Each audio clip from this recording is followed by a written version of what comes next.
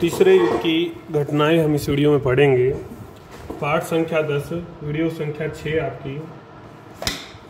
ये भी चरणों में ही है, आपके फर्स्ट चरण, सेकंड चरण। पहला जो चरण है आपका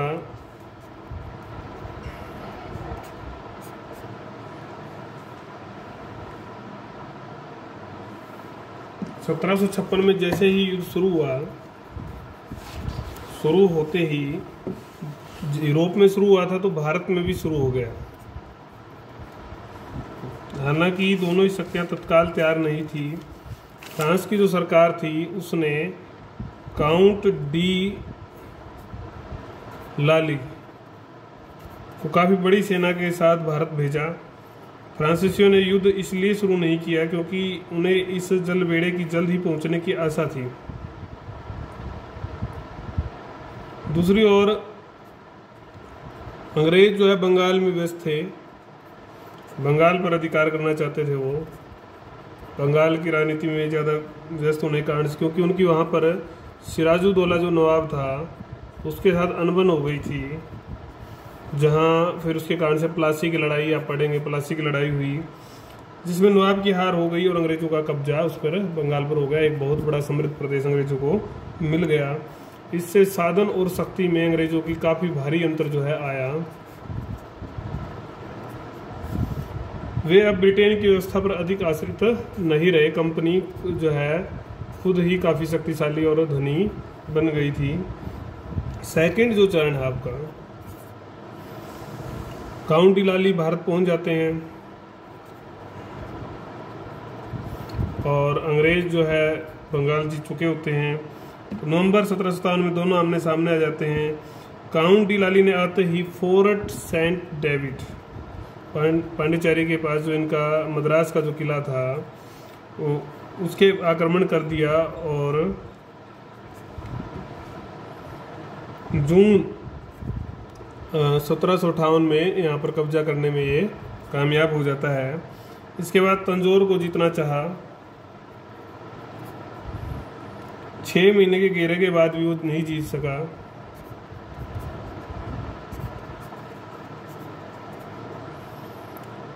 ऐसे अवसर पर उसने मद्रास को जीतने का फैसला किया। मद्रास की ओर बढ़ा वो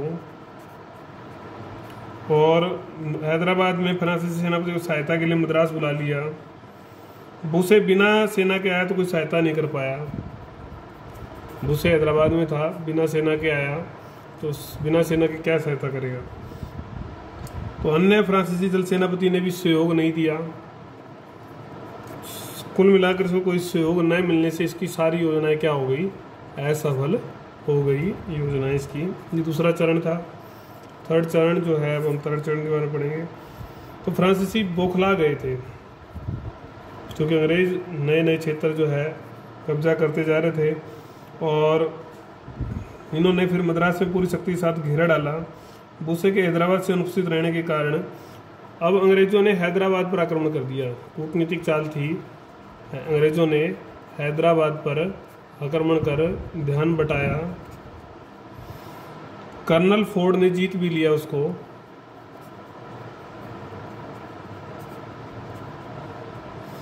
हैदराबाद का शासक सलामत जंग भयभीत हो गया था।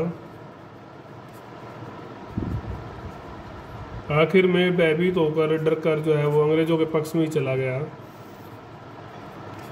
जबकि वो पहले फ्रांसीसियों के पक्ष में था। फ्रांसीसी संबंध तोड़ने का और हर प्रकार का जो उन्हें साथ देने का जो है वादा किया।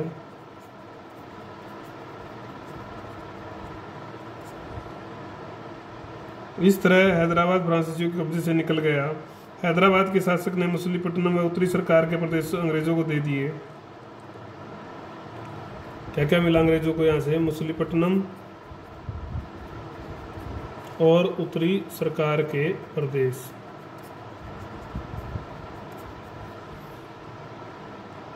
दूसरी ओर बुसे का मद्रास में भी कोई योगदान नहीं रहा। मद्रास का जो घेरा था वो दिसंबर 1758 से फरवरी 1759 तक जारी रहा, लेकिन कोई विशेष जो है कामयाबी नहीं मिल पाई। जीत नहीं सके,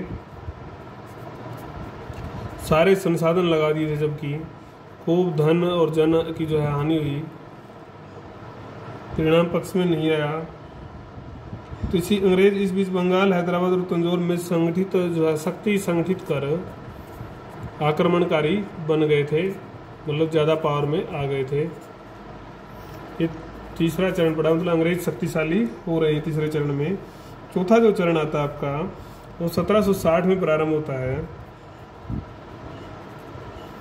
वादियावास की जो लड़ाई है, वाडियावास भी कई जगह लिखा मिलेगा आपको, ये वादियावास की जो लड़ाई है, युद्ध है, उसमें आमने सामने जब आते हैं तो अंग्रेजी जो सेना का नेतृत्व जो है आपके आयुरकूट कर रहे हैं, सरायरकूट, और फ्रांसीसी सेना का नेतृत्व काउंट डी लाली कर रहे हैं। फ्रांसीसी बुरी तरह से हारे। अंग्रेजों ने पहले चंद्रनगर पर, दुर्ग पर कब्जा किया, फिर लाली को बंदी बनाया। उसके बाद उसे पकड़कर लंदन ले जाया गया, लेकिन फ्रांस सरकार के कहने पर उसको छोड़ दिया गया और वहाँ महाभियोग चलाया गया, और सही भूमिका न निभाने के कारण से आखिर में उसको मृत्यु दंड भी फ्रांस सरकार ने दिया। इस सारे से आशाओं पर जो है पानी फिर गया फ्रांस की, और पांडिचेरी के भाग्य को इसने चौपट कर दिया। अब फ्रांसीसियों का अपना भविष्य स्पष्ट दिखाई दे रहा था। मैसूर के शासक हैदर अली से उन्होंने सहायता का अनुरोध किया। आश्वासन तो मिला लेकिन सहायता नहीं कर पाया। अंग्रेजों ने अब पांडिचेरी पर भी आक्रमण कर दिया। फ्रांसीसियों ने अंग्रेजों का मुकाबला किया। 8 महीनों की घेरेबंदी के बाद समर्पण जो है फ्रांसीसियों ने समर्पण कर दिया। इस तरह पांडिचेरी पर भी अंग्रेजों का कब्जा हो गया। फ्रांसीसियों का एकमात्र जो केंद्र था माही पर भी जो है बाद में अंग्रेजों ने कब्जा कर लिया था। इस प्रकार से सारे जो फ्रांसीसी क्षेत्र थे वो अंग्रेजों ने जीत लिए। अंग्रेज बढ़त में रहे। युद्ध का परिणाम और महत्व, युद्ध का परिणाम और महत्व देखेंगे हम। अभी तो अपने घटनाक्रम देखा कैसे कैसे युद्ध चला। तो अब जो सर्वोच्चता की जो लड़ाई थी उसका पट्टाक्षेप हो चुका था। अब क्लियर हो चुका था कि कौन शक्तिशाली है, किसके पास। युद्ध के बाद, भारत में बंद होने के बाद यूरोप में चल रहा युद्ध भी बंद हो गया था। 1763 में पेरिस की संधि के साथ ये बंद हुआ।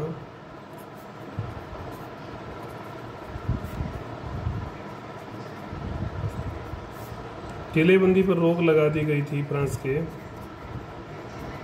फ्रांसीसी जो बस्ती थी उनको हिदायत दी गई थी कि वो किसी तरह का हस्तक्षेप भारतीय राजनीति में नहीं करेंगे, केवल व्यापारी के रूप में रहेंगे।